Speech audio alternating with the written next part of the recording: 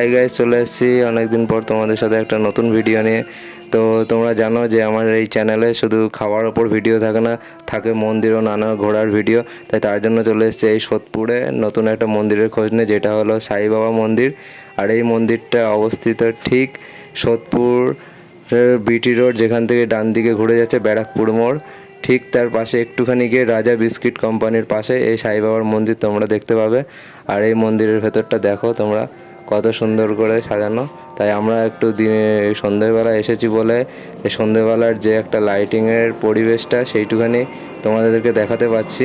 তো দেখো এই ভেতরে চারিদিকে যে কত সুন্দর করে সাজানো হয়েছে মন্দিরটা।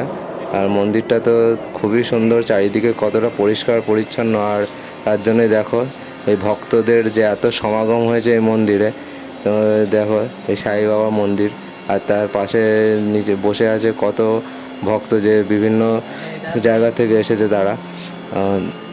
এবার চলো এবার তোমাদেরকে এই সাই বাবা মন্দিরের একটু চারপাশটা একটুখানি ঘুরিয়ে দেখাচ্ছি। তো দেখো আমার সাথে, দেখো এই যে এই পাশ দিয়ে তোমাদেরকে যেতে হবে এই সাই বাবার মন্দিরের।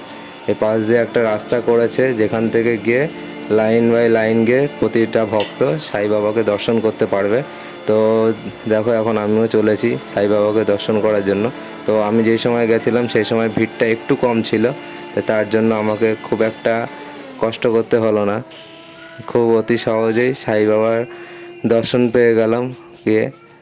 তো দেখো এই যে এখন আমি ঠিক সাই বাবার ওখানে চলে এসেছি।